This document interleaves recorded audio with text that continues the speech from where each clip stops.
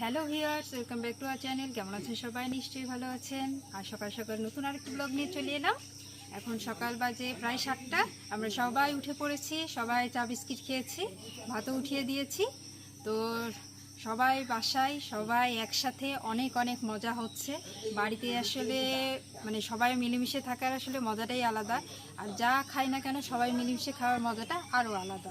তো আজকে কি কি রান্না হয় সবই আপনাদের সাথে শেয়ার করব। ব্লগটি এখন থেকে স্টার্ট করছি, সঙ্গেই থাকুন। মা, আজকে কি কি রান্না হবে?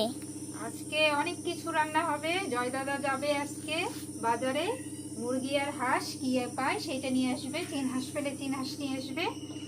আর বাড়িতে এখন রান্না হবে বেগুনের তরকারি, তারপরে কচুর বইয়ের তরকারি, মাছ ভিজাতে দিয়েছি। শোল মাছের ভুনা খাবে নাকি তরকারি খাবে? ভুনা। হ্যাঁ, শোল মাছ রান্না করব, চিংড়ি মাছ রান্না করব। আর এই আমগুলো সকালবেলা নিয়ে এসেছি, গাছের নিচে পড়েছিল, কেউ দেখার নেই, পড়ে পড়ে একদম বিছিয়ে আছে। আসলে অনেক গাছ, আপনাদের তো সবই দেখিয়েছি। এই যে পেয়ারাও নিয়ে এসেছি, একদম টাটকা পেয়ারা গাছের নিচে পুরো পড়ে আছে। তত আপনাদের দেখাতে পারলাম না, একসময় দেখাবো। এগুলো নিয়ে এসেছি, এগুলো কাটবো। পুরো পাকা আম গাছ থেকে পেরে নিয়ে আসলাম। ভিউয়ার্স, এখন ঢুকেছি বাগানের মধ্যে।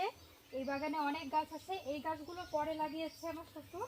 বলেছি তো, শ্বশুর গাছ পাগল মানুষ। এই নারকেল গাছগুলোতে অনেক নারকেল আসে। আমরা বাড়িতে থাকি না, খাওয়া হয় না, পড়ে পড়ে দেখা যায় নিচেই নষ্ট হয়ে যাচ্ছে। ডাবও এসেছে অনেকগুলো গাছে। এটা পুরো বাগান। এখানে আম, সুপারি, নারকেল, আরো বিভিন্ন ধরনের গাছ রয়েছে। যে লিচু গাছটাও কেবল লাগিয়েছে, এই গাছটা এখনো বড় হয়নি। ওই পাশে লিচু গাছ আছে, ওখানে লিচু ধরেছে। আর এ পাশে যে যে আম গাছটা দেখাও, এই আম গাছটার আম এতটাই মিষ্টি। গাছটা এই আম একটু দেখাও। এই যে দেখেন পড়ে পড়ে কি হয়েছে, যে ডোবাটাতে পড়ে একেবারে ভেসে ভেসে আছে। নেওয়ারও মানুষ নেই, খাওয়ারও মানুষ নেই, এরকম অবস্থা। আসলে বাড়ি থাকি না আমরা কেউ।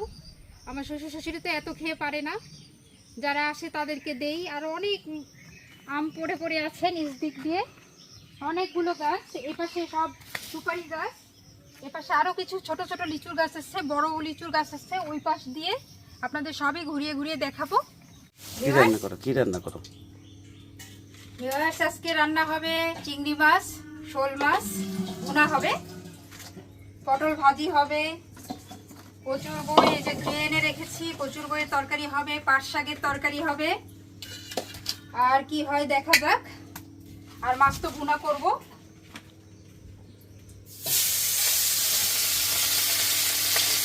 আসলে চুলার রান্না অনেক টেস্টি, যেটা গ্যাসে স্বাদ লাগে না। আপনারা যারা চুলার রান্নায় খান সেটা তো অবশ্যই আপনারা বুঝবেন। আর বাড়িতে যে কয়দিন আছে আমি চুলাই রান্না করব। এটা কি কালকের ওই বড় শোল মাছটা? হ্যাঁ হ্যাঁ, কালকে শোল মাছটা। সব এত মাছটা একসাথে খাওয়া যায় না। কালকে বেলে মাছ খেয়েছিলাম, আজকে শোল মাছ রান্না করছি। চিংড়ি মাছ শোল মাছ একসাথে ভুনা হবে, ছোটো মাছ দিয়ে কচুর লতি রান্না হবে, পটল ভাজি হবে, পাট শাক হবে। এটা আমাদের দুপুরের মেনু। তারপর জয় মুরগি হাঁস কি পাচ্ছে সবই তো আপনাদের সাথে শেয়ার করব। সেগুলো হয়তো রাতেও রান্না হতে পারে, কালকেও রান্না হতে পারে। তো ভিউয়ার্স, আমাদের সাথেই থাকুন। এইমাত্র জয় নিয়ে আসলো এই যে 3 হাঁস, 2টা দেশি মোরগ। দেখেন মোরগগুলো কেমন চেহারা। এগুলো কালকে আমরা পিকনিক করব বাড়িতে সবাই মিলে। কেমন হয়েছে সবাই কমেন্ট করে জানাবেন। এটা আমরা কালকে রান্না করব, আজকে অলরেডি রান্না হয়ে গেছে যেহেতু দুপুরবেলা।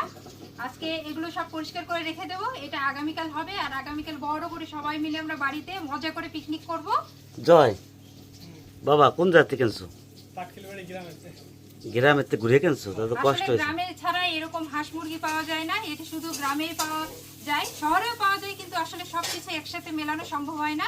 তো 2টা মোরগ, একটা 3 হাঁস, এটা আমাদের কালকে পিকনিকের জন্য। ঠিক আছে, সবাই মিলে পিকনিক হবে। আচ্ছা, হাঁস পরিষ্কার করলাম, 2টো মোরগ পরিষ্কার করলাম। পরিষ্কার করে হালকা লোম ছিল সেগুলো আবার সুন্দর করে চুলাতে ধরলাম, একটু হিট দিলাম যাতে লোমগুলো পরিষ্কার হয়ে যায়।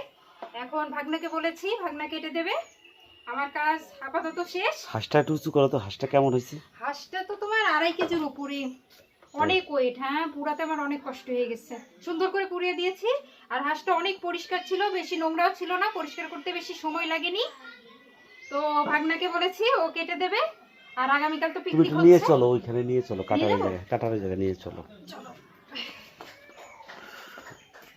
কেমন ওয়েট কেমন হবে? অনেক সুন্দর হবে। না বলছি ওয়েট কেমন হবে? বেশ ওয়েট, কত ওয়েট তিনটে ধরে দেখো, প্রচুর weight। বাড়ি আমার দিয়ে সেল লাগছে বাইরে। দুটো 5 কেজি মাংস হবে কাটার পরে? 5 কেজি হ্যাঁ প্রায় 5 কেজি না হলে প্রায় 5 কেজি, 4.5 কেজি, 4.5 মানে কাটার পরে হবে, 4.5 কেজি, তাই? 4.5 কেজি ঠিকবে। কাটার পরে 5 কেজি ওরকম, 5 কেজি হালকা। তো তুমি কাটবা নাকি? আমি কাটবো না, ভাগনা কেটে দেবে, ভাগনা আমাকে অনেক হেল্প করে। এখন জয় কাটবে। তাই না? আচ্ছা হাতটা ঠিক দিয়েছি। আছে, অনেক পরিশ্রম করলে। ভিউয়ার্স, আজকে সব কিছু করতে করতে একেবারে বেলা চলে গেছে, 6:30 পার হয়ে গেছে। তারপরে ভাগ্নে আমাকে অনেক হেল্প করেছে, এই জন্য তাড়াতাড়ি সম্ভব হলো।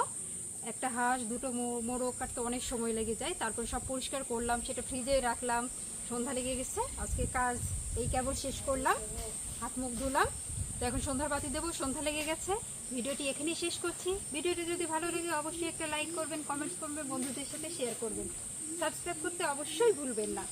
আর নেক্সট ভিডিও দেখার জন্য আমন্ত্রণ রইল। সে পর্যন্ত ভালো থাকবেন, সুস্থ থাকবেন।